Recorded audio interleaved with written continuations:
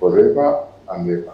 Amen. Mu bubaka bw'amazaalibwa ga Mukama waffe Yesu Kristo obufulumiziddwa ssentebe w'olukiiko lw'abepiskopo ba Uganda Dr. Anthony Ziwa, Eklezia Katolika etegeeza nti kyennyamiza okulaba ng'okwenja akalulu k'abeesimbyewo kwatandika bulungi wabula mu kiseera kino ate kweyoleseemu emivuyo ng'ab'ebyokwerinda bagwa ekiyiifuyiifu ku bannabyabufuzi ne babakuba emigoba nti kyagamba nti kikyamu.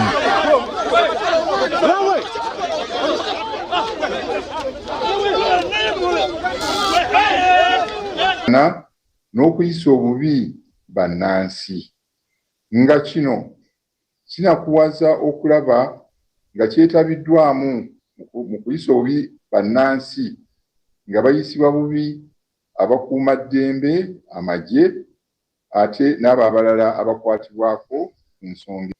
Bannayuganda mu mbeera eno balaba nga bayisiddwa bubi, naddala bwe tulaba okulumbagana eri abo abali mu ludda oluvuganya. Dr. Anthony Ziwa agamba nti kino kireeseewo embeera ey'obukyayi mu bantu olwakyekubira alabikira mu nteekateeka z'okulonda, kyokka n'ategeeza nti omulokozi kazaaliddwa bannayuganda bonna bamwekwata aleeta emirembe mu ggwanga.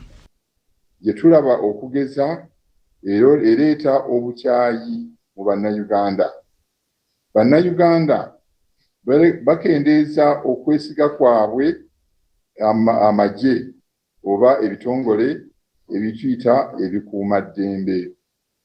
Kino gye kikoleddwa kiwakanya omutima ogw'amazaalibwa g'omulokozi eyajja okutabaganya abantu n'okuleeta emirembe.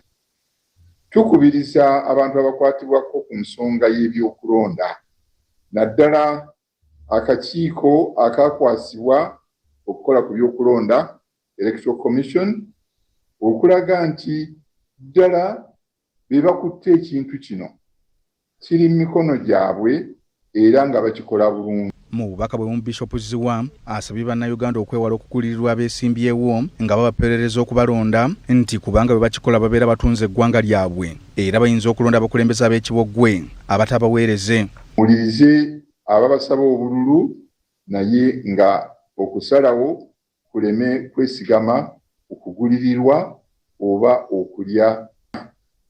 Ng'olunaku olw'okulonda lutuuse, mugende mu kulonda, mugende mu bungi, large numbers, okusuula akalulu ko. Ng'okasuula olonze oyo eyeesimbyewo omulungi omutuufu. Ono amaliriza ng'ayagaliza bannayuganda amazaalibwa ga Yesu amalungi era ag'emirembe. Omu ajaguze amazaalibwa g'omulokozi n'amakulu g'amazaalibwa g'omulokozi amatuufu.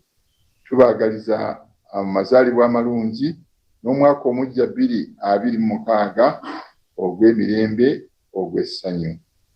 Tone Kitenda ne Moses Jonjo, BBS Telefayina ageesigika.